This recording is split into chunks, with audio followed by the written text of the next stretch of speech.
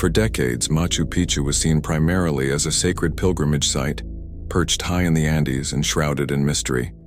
But as we've learned more about Inca society, a new picture has emerged, one that suggests Machu Picchu was not a holy retreat, but a luxurious royal estate. Specifically, it was likely one of several ceremonial palaces built by the Inca emperor Pachacutec, the powerful ruler who transformed the Inca kingdom into an empire. Beginning in the late 1400s AD, each Inca king constructed personal residences outside of Cusco, the imperial capital, and Machu Picchu was likely Pachacutec's. But the secrets of this mountaintop sanctuary may run far deeper than once imagined. While visiting the Temple of the Three Windows, a stunning structure in Machu Picchu's main plaza, French engineer David Crespi noticed something unusual. As he examined one of the stone walls, he spotted the faint outline of what appeared to be a sealed doorway, previously unrecorded. Soon after, engineer Thierry Jamin and his team confirmed the find. Using electromagnetic surveys, they detected a hidden cavity behind the stone, not just one chamber but possibly several interconnected rooms, and even a staircase.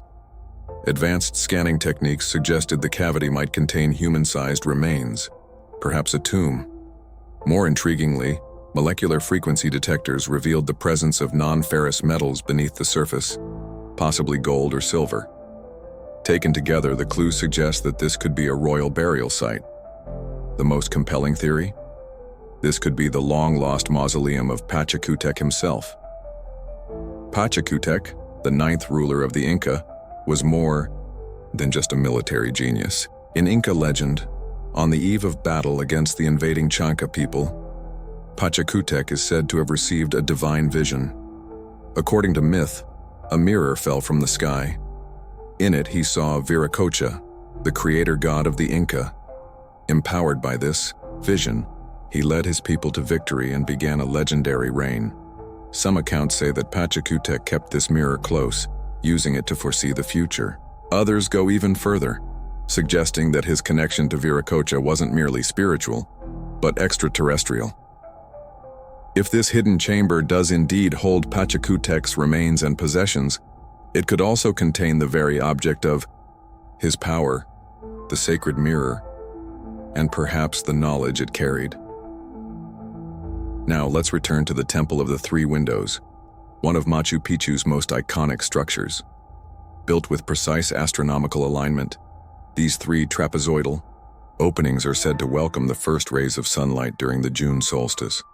That moment of illumination may have held deep ritual meaning, but beyond its beauty, this temple echoes the Incan creation myth.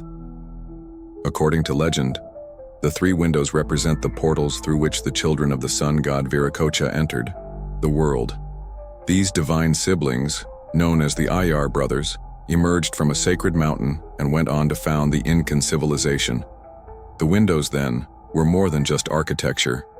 They were symbolic gateways, perhaps even actual tools to commune with the gods.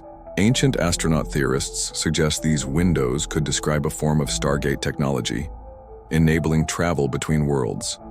They propose that the Ayar brothers were not mythological figures, but advanced beings who shared their knowledge, including science, language, and spiritual wisdom, with early Inca society. Some even speculate that these entities used mountain-based stargates to arrive and depart from Earth. Like the mysterious stones of Pumapunku to the south, Machu Picchu displays signs of advanced engineering. Its perfectly cut and fitted stones suggest a level of precision difficult to explain with the tools available at the time. Some believe these stones were molded or softened using unknown techniques, perhaps passed down from the same cosmic visitors.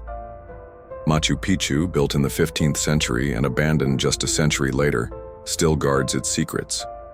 But with every new discovery, from hidden chambers to ancient myths, the possibility grows that this iconic site is not just a relic of the past, but a link to something far more profound.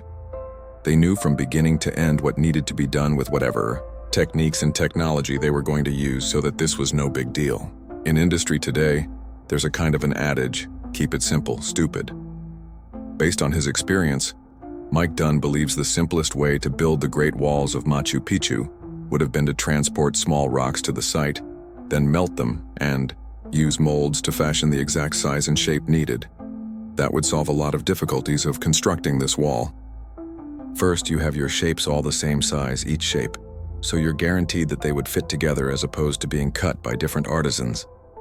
Melting the rocks and then pouring them into place would take an incredible amount of heat, just to spall off pieces of stone. I have a stone torch which I use for sometimes shaping granite, and I mean it generates a temperature of in excess of 3,000 dardig. 3,000 dardig. That's a lot. When we look back at the ancients and we see a technology that they couldn't possibly know, there's only two possibilities then. Either God did it, which we really don't think happened, or some high-tech civilization from another planet came and showed them how to do it, then took their materials and tools and went back home. The idea behind that is that none of these ancient monuments that were constructed or manufactured by extraterrestrials. It was us humans who built it with extraterrestrial technology. It's entirely possible that there were visitations that they pointed out ways to do things, and that they wanted to leave some kind of a record. And I mean, if you're going to leave a permanent record, the only way you can do that is in stone. Isolated in the Pacific Ocean, more than 2,000 km off the coast of Chile, lies one of the most mysterious places on Earth, Easter Island. This tiny landmass is home to nearly 900 monolithic stone statues carved out of volcanic rock.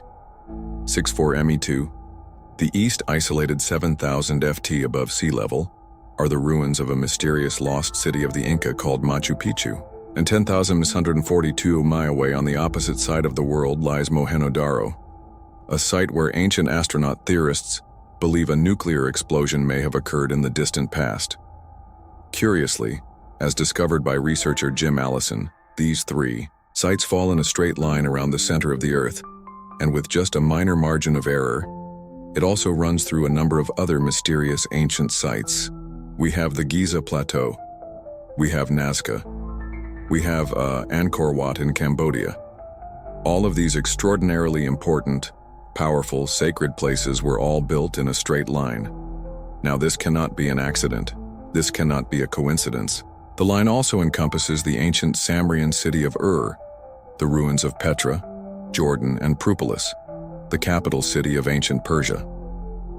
There are all these different sites that seem to line up. Even if there's a minute degree of deviation, it's never a massive distance from that line. How is it that so many important ancient sites across the globe all follow this line? What could possibly explain this coincidence? This is bizarre because only a people capable of flight, or at least being able to look at maps, would be able to do such a thing. Could it be because some of those points were in fact places where our ancestors made contact with extraterrestrials? There has to be something important in the location, in the geography, in the geometry that indicated to our ancestors that this is sacred ground, that this is a powerful place to put these sacred sites. Ancient astronaut theorists say evidence of extraterrestrial intervention can also be found by looking at how early humans aligned their most important sites with the stars at the Giza Plateau in Egypt. The layout of the three Great Pyramids aligned perfectly with the belt stars of the constellation Orion. Orion's belt is made up of two bright stars and a third dimmer star which is offset a bit to the left. It's exactly what you see on the ground. Two large pyramids in alignment with a third pyramid offset.